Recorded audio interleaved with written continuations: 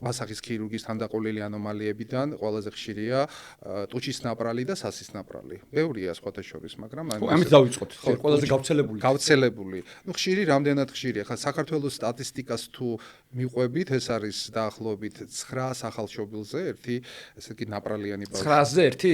ხო, ეს არ არის მსოფლიო სტატისტიკას უტოლდება. საშუალო მაჩვენებელია საქართველოში, ეს საქართველოს სახსტატის მონაცემებია. თუმცა 2016 წლის შემდეგ მონაცემები არ განაახლებულა და სხვათა შორის ჩემი დაკვირვებით ბოლო დროს რაღაც უფრო იმატა ამ ნაპრალების რაოდენობა. ყოველ შემთხვევაში მომართვიანობამ ძალიან იმატა. რა არის ნაპრალი, ტუჩის ნაპრალი და სასის ნაპრალი? არის სხვადასხვა ფორმები, ძალიან იოლი ფორმებიდან ურთულესი ფორმებამდე, როცა ჩანასახის ფორმირების პერიოდში ხდება რაღაც ქსოვილების შეერთების დარღვევა. ადრე ამ დაავადებას, ხო, ამ პათოლოგიას მოიხსენებდნენ როგორც კურდღლის ტუჩი და მგლის ხახა.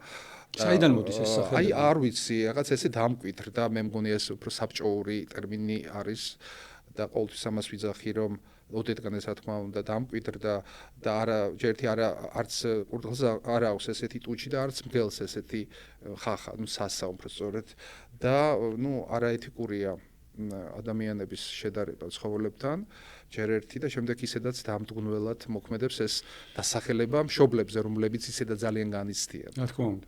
ამ ესეთ თანდაყოლილ ანომალიის მქონე ჩვილის დაბადებას, ხო? დიაგნოსტირება ხდება მუსლათყოფნის პერიოდში, იმიტომ რომ დღეს ულტრაბგერითი, ხო, აი განსაკუთრებით 3D რო ეძახიან 3D ულტრაბგერა, კი ბატონო. ჩვენთან კარგი სპეციალისტები ყავს. ძალიან და იძლევა მის საშუალებას, რომ მოხდეს მუსლათყოფნის პერიოდში ამ თავადების პათოლოგიის დიაგნოსტირება და გარკვეულწილად უკვე ჩვენთან უკვე მომზადებული მშობელი მოდის, იმიტომ რომ მან იცოდა, რომ ესეთი შვილი დაიბადა და იყო გარკვეულწილად ფსიქოლოგიურად მომზადებული. მე მოდიან ძალიან ახალბებულები, აქვს ძალიან ბევრი კითხვები.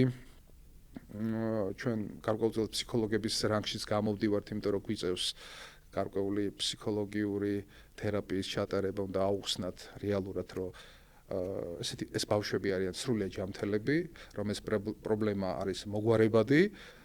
ოღონდ ყველაფერს აქვს თავის ვადა, ხო?